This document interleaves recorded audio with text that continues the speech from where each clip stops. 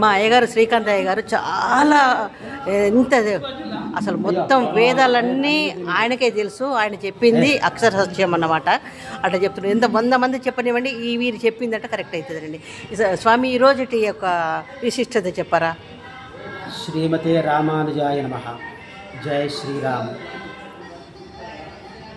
ప్రియ భగవద్బంధువులారా, ఎంతో విశేషమైనటువంటిది పితృదేవత కైంకర్యమైనటువంటిది మహాళయ పక్ష పర్వణి. ఈ పర్వదినములు అనబడేటువంటి 15 రోజుల్లో విశేషమైనవి. ఈ 15 రోజులు విశేషం ఏమిటి అంటే, పితృలోకము అనేటువంటి ప్రాంతం ఉంటుంది.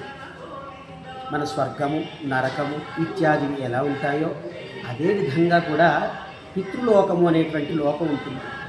ఎప్పుడు కూడా తల్లిదండ్రులు మనకంటే ఖచ్చితంగా పుణ్యాత్ములే, అందులో ఏమాత్రం సందేహం లేదు. ఎందుకంటే మనకి ఈ మాత్రం భక్తి అన్న అబ్బిందంటే వారి వల్లే.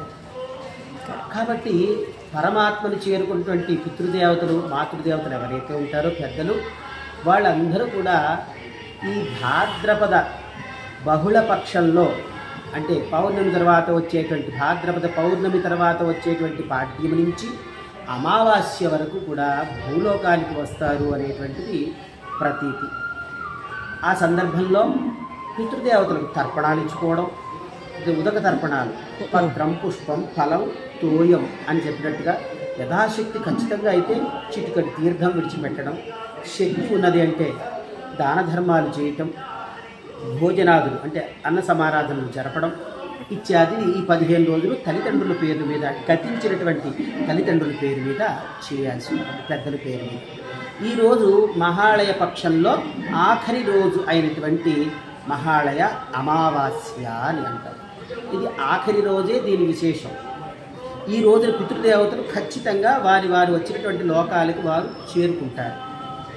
ఆ చేరుకోవడం మళ్ళీ వెళ్ళిన రేపటి నుంచి అంటే మనకు అవకాశం లేదు, ఇంకా వారు రారు. అంటే మామూలుగా వారి తిథులకు వారు వస్తూ ఉంటారు. తర్వాత వారి గతించినటువంటి ఏదైతే తిథి ఉంటుందో ఆ రోజు వారు వస్తారు. వారికి తీర్థ ఈ నిత్య విధిలో భాగంగా వాళ్ళకి తర్పణ విధి, నైమిత్తిక విధి నిర్వర్తించి వాళ్ళు సంతోషపెడుతూ ఉంటారు.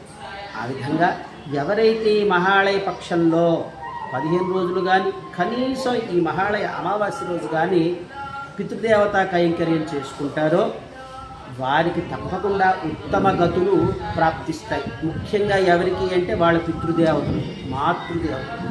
ఆ ధర్మాన్ని వారు ఆచరించడం వల్ల, నైమిత్తిక ధర్మాన్ని, ధర్మో రక్షతి రక్షితః, ఇందులో ఎటువంటి సందేహం లేని మాట ఒకటి ఉంది, ఖచ్చితంగా చెప్పేటువంటి మాట.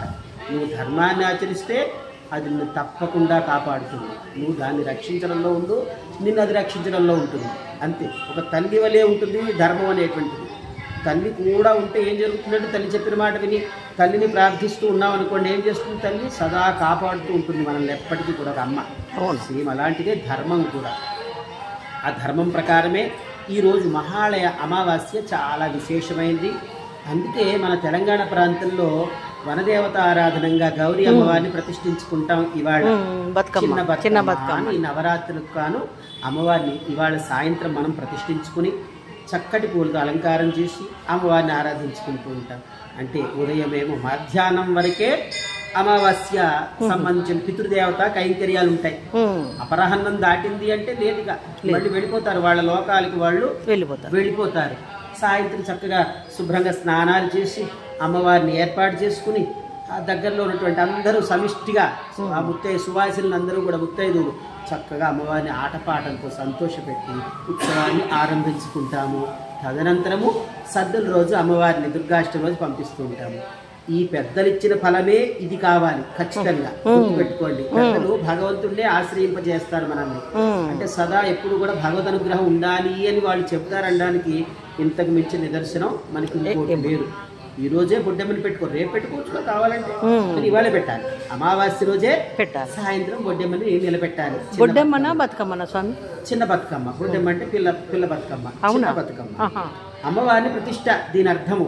ఇక్కడి నుంచి రోజొక్క తీరుగా పూజిస్తూ ఉంటాం. అది నవరూపాలలో పూజించి 9వ రోజు నాడు ఆ జగన్మాతని, గౌరమ్మని జల ప్రవేశం చేయిస్తాం నిమజ్జనం. చేసి అమ్మవారి దగ్గర స్వామివారికి అప్పచెప్పేస్తాం. అమ్మతో పూజలు అన్ని చేసుకుంటాం. సౌభాగ్యాన్ని ప్రసాదిస్తుంది గౌరీమాత. ఇది ఎవరి వల్ల వచ్చింది అంటే ఇదిగో ఇవాళ చేసేటువంటి పిత్రమావాస్య ఫలమే మన సౌభాగ్యం. గుర్తుపెట్టుకోవాలి అందరూ కూడా. అందరూ సుఖశాంతులతో ఉండాలి. ఈ ఫలం ఒక్కడితో పోదు చెప్పేసరిగా. ఒక్కడు గనక పూజ చేస్తే 100 మంది తరిస్తారు. 100 మంది పూజ చేస్తే 1000 మంది తరిస్తారు. 1000 చేస్తే 10,000 మంది. ఇలాగా పెరిగిపోతూ ఉంటుంది. ఒక ప్రసాదం చేసి ఇరుగు పొరుగు పంచుకుంటాం కదమ్మా. అవును. ఆ విధంగా అందరూ కూడా ఈ మహాలయ అమావాస్యని పితృదేవత ఆరాధనంగా వారి వారి శక్తి కొలది చేసుకుని సాయంత్రం అమ్మవారి ప్రతిష్ట ఆరాధనలు చేసుకుని సుఖంగా ఉండాలి గాక. జై శ్రీరామ్.